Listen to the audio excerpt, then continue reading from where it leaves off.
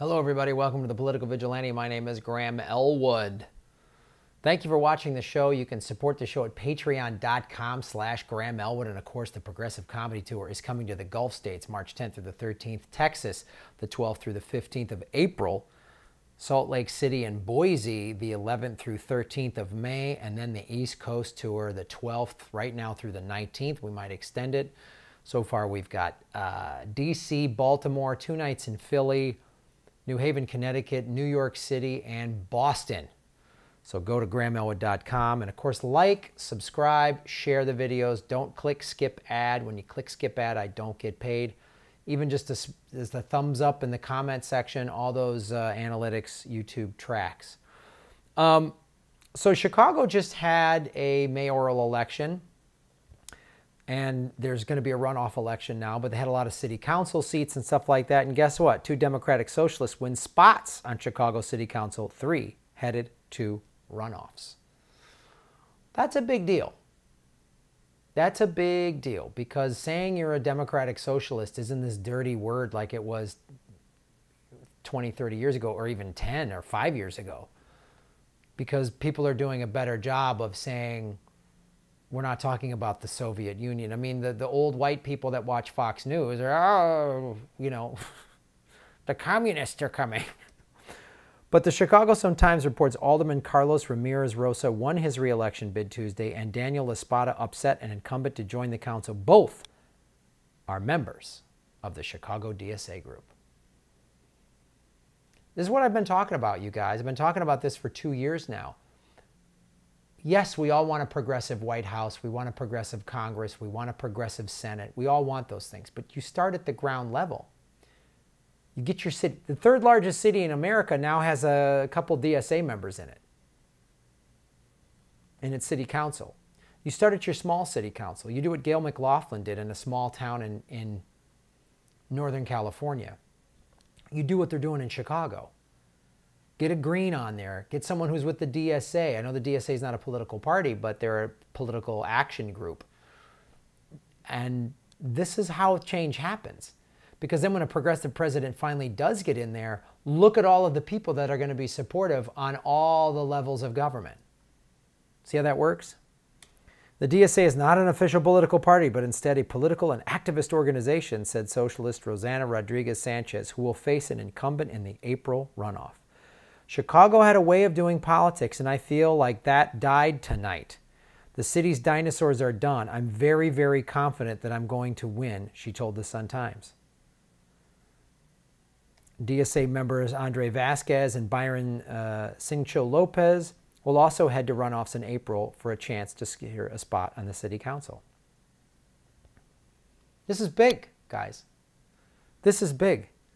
I think Byron Lopez, I think he's in, if I'm not mistaken, the 25th ward, which I believe is the Pilsen ward.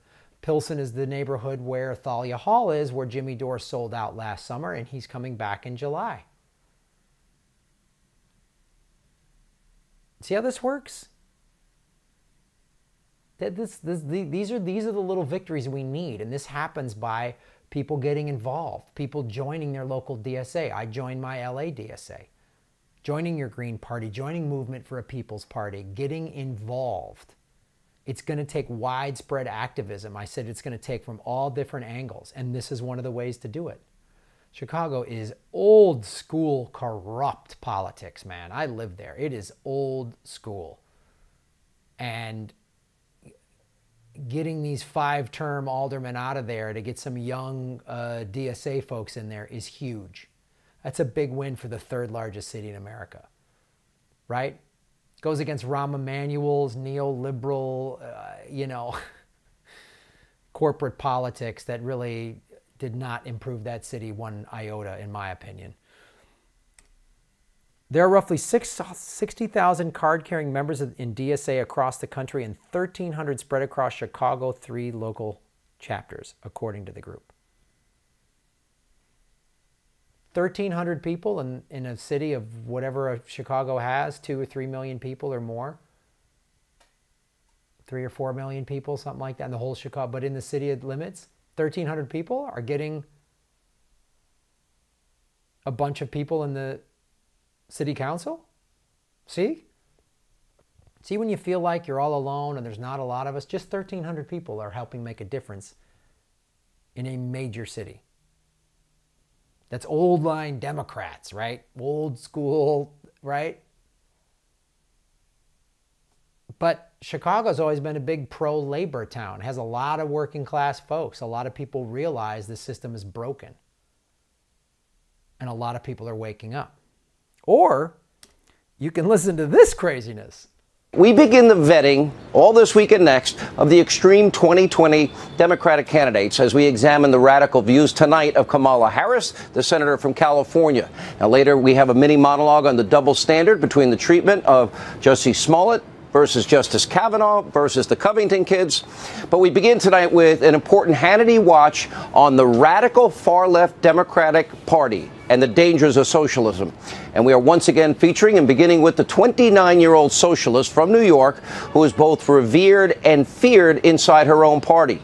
Now, a few weeks ago, Congresswoman Alexandria Ocasio-Cortez called for an end to all fossil fuels, gas-powered cars, airplanes in 10 years, maybe take a little longer, and even cows. Free health care, free child care, free vacations, free paid leave, free higher education, free government healthy food, free. But now she is taking her insane views even a step further, actually questioning whether it's okay for we, the American people, to keep having children all because of climate change. And according to Ocasio-Cortez, the world is going to end in 12 years anyway. Why are we even talking about this? But take a look. This is scary because it's real. There's scientific consensus that the lives of children are going to be very difficult. And it does lead, I think, young people to have a legitimate question. You know, is it okay to still have children? Sitting U.S. member of Congress, a powerful member of our government, questioning whether or not it's okay for we, the American people, to have children. Now, like any good socialist, Ocasio-Cortez loves the heavy, oppressive hand of the federal government, wants to nationalize all business, the healthcare industry, the energy industry, doesn't understand that she'll still need a massive base of future taxpayers if she ever wants to fund this insane Green New Deal fantasies of hers. And according to a think tank, now look at this, led by a former director of the Congressional Budget Office, this Green New Deal could cost up to $93 trillion with a T dollars over 10 years. Oh. That's over $65,000 per year for 10 years in additional new taxes for each and every single American household. But she and Kamala Harris say cost shouldn't matter. And Ocasio-Cortez's socialist utopia fantasies are not based in reality, but that's why the Green New Deal has been soundly mocked and criticized by anyone that's thinking. But that doesn't concern Ocasio-Cortez because she's the boss. She says so. Let's take a look. I just introduced Green New Deal 2 weeks ago, and it's creating all of this conversation. Why? Because no one else has even tried. So people are like, oh, it's unrealistic. Oh, it's vague. Oh, it doesn't address this little minute thing. And I'm like, you try. You do it. Right. Because you're not. So until you do it, I'm the boss. How about that? All right, sitting U.S. Congresswoman declaring she's the boss. Maybe someone might want to give her a copy of the U.S. Constitution so she understands that her boss is we, the American people, not the other way around. But what's really scary is how many prominent Democrats and their friends in the hate Trump media mob are lining up to support Ocasio-Cortez and her radical socialist views. Look at this. Over the weekend, the so-called paper of record in America, the New York Times editorial board, endorsed this insane plan. I wonder if they looked at the $93 trillion. They wrote the $93 trillion created by the think tank. I can't watch any more of that jackass. It's so great because when he shows Ocasio-Cortez, he doesn't understand that, like, when we progressives watch it, we go, yeah. I don't go, and he always forgets, like, and Fox is losing their own polls or everything. People are going, oh, people are saying, Fox people are like, no, we need to tax the rich. People are like, well, free healthcare, free, they have all these things in other countries. And he plays these clips of her and it's like, she's scary, radical. And Republican conservatives are like, she's kind of making sense. This guy's a rich guy. If you're a Fox News, if you're a conservative, great. This is a multi-millionaire telling you none of this is possible. And a think tank that is funded by the fossil fuel industry is telling you it's $93 trillion and it's going to cost $65,000 per home over 10 years. Which is then Meghan McCain on The View said over $600,000 per American household. Bullshit. Bullshit. First of all, 5chin, learn about MMT. Learn how FDR funded the New Deal back in the 30s before World War II. Learn how he did that. We didn't have war bonds yet. The New Deal was already in place, was already working before Pearl Harbor. But when I think of all this scary socialism talk, I think maybe Sean Hannity might be onto something. Maybe I'm the radical weirdo. Because after all, the government has made a video that'll help us all understand it. Therefore, propaganda is vastly more important in democratic societies. In recognizing a communist, physical appearance counts for nothing. If he openly declares himself to be a communist, we take his word for it. If a person consistently reads and advocates the views expressed in a communist publication, he may be a communist. If a person supports organizations which reflect communist teachings, or organizations labeled communist by the Department of Justice, she may be a communist. If a person defends the activities of communist nations while consistently attacking the domestic and foreign policy of the United States, she may be a communist. If a person does all these things over a period of time, he must be a communist. But there are other communists who don't show their real faces, who work more silently. By the early 1950s, Communist Party membership had declined considerably, but Cold War propaganda inflated its threat to fantastic proportions. An evil so pervasive that the whole society had to be mobilized to combat it. May Day brings a wave of anti-communist sentiment as 100,000 march down New York's Fifth Avenue in a loyalty parade.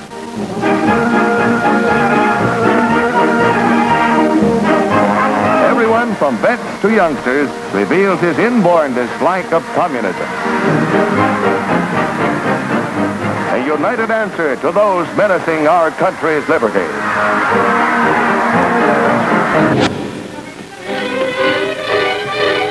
Sergeant, check the kitchen. You look in the back. I'll be upstairs. Hey!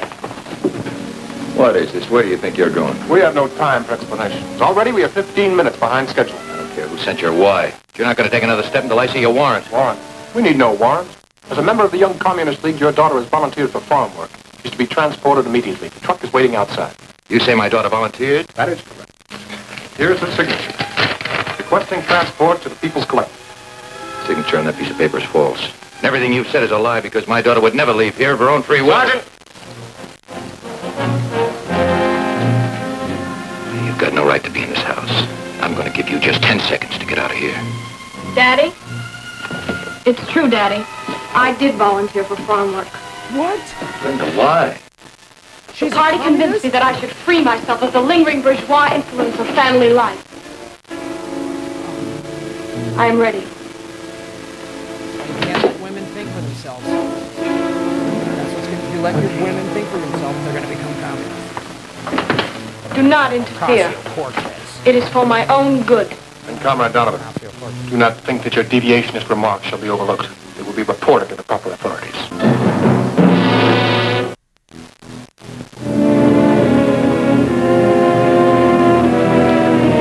Frightening, isn't it?